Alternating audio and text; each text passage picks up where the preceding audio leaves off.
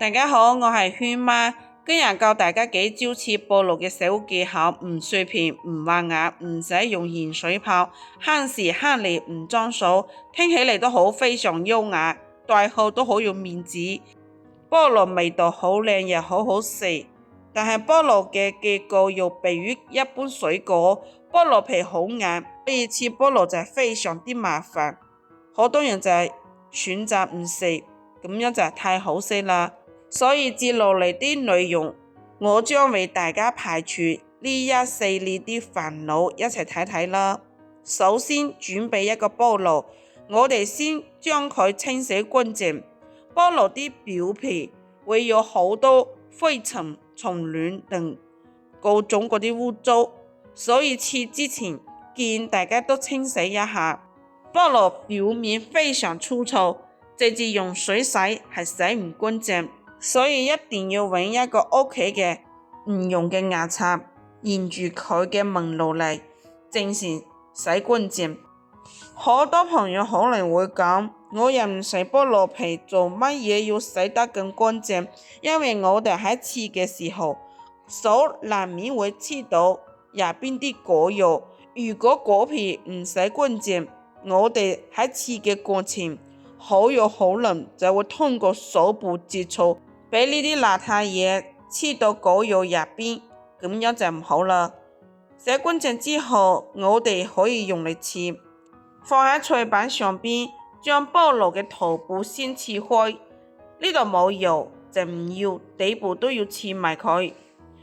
然後將菠蘿立起身，對半切開，切開之後取一半菠蘿。而家就用呢一半菠蘿同大家分享切菠蘿嘅小妙招。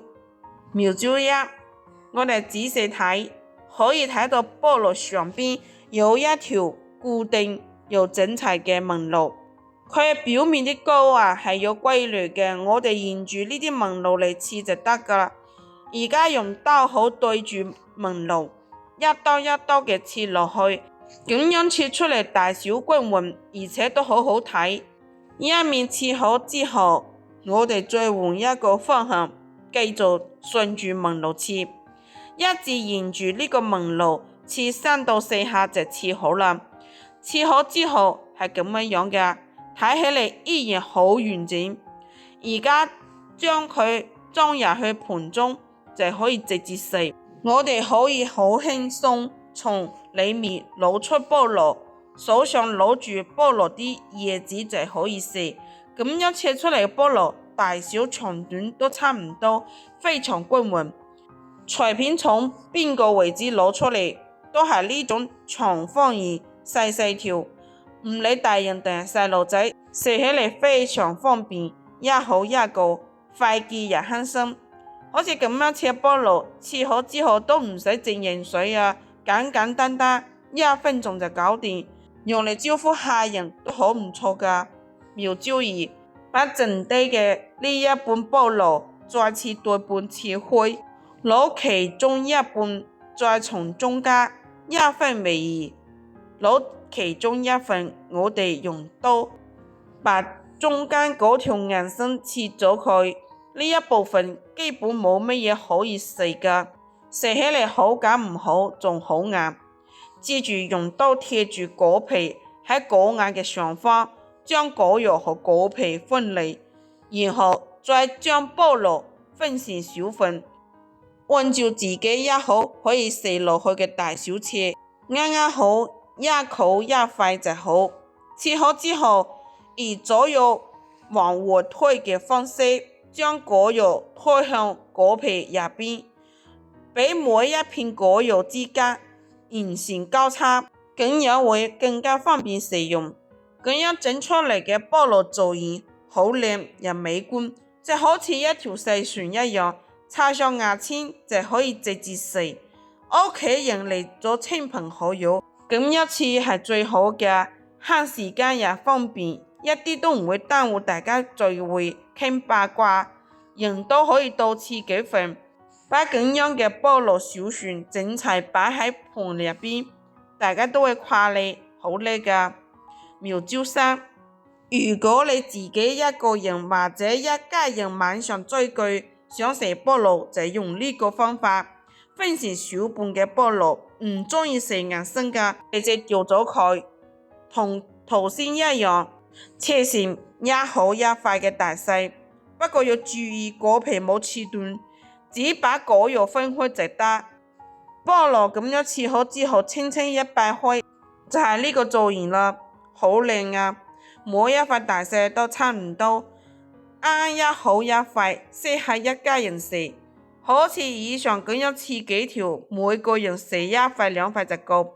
關鍵係方便快捷，可以直接食，亦都可以一塊一塊掰落嚟食，簡單又慳時。我自己喺屋企每次都係咁樣切嘅。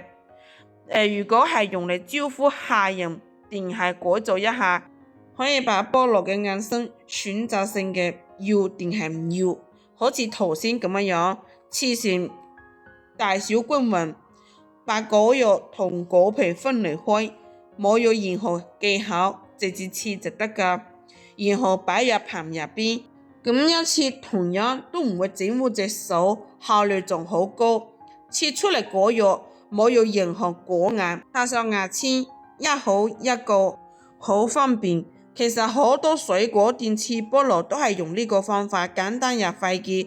就算屋企嚟咗客人，化咗妝嘅女士食啊，亦都唔會擔心濃化妝容，可以優雅享用，唔會尷尬，好有面子。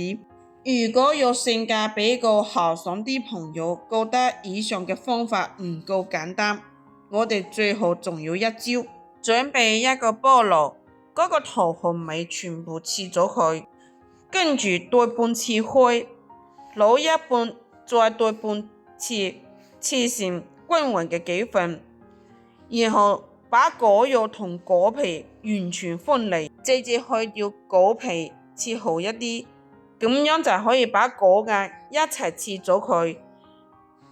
跟住我哋準備一個牙籤，把菠蘿串起嚟。如果冇牙籤就用筷子，唔使1分鐘，好食嘅菠蘿就切好啦。係咪好簡單又快捷，乾淨又衛生？好多家庭冇有專用嘅切菠蘿工具，呢個方法就好實用。外面市場嘅商販都係咁樣切住嚟賣嘅，自己喺屋企切，慳錢又抵啊！一人食一塊兩塊就飽啦。中意直接豪爽食嘅朋友就揀呢個方法。最後有啲朋友呢，直接食菠蘿會覺得個嘴唔舒服，呢個時候可以把切好嘅果肉用溫水或者鹽水泡一泡，菠蘿就係變得好甜，大家可以試一下啦。好啦，今日切菠蘿嘅小技巧就係分享到呢度啊！睇完之後記得點個小愛心啊，分享轉發，希望可以幫助到更加多嘅朋友，亦都好多謝你啲支持。我係圈媽，我哋下一個視頻見。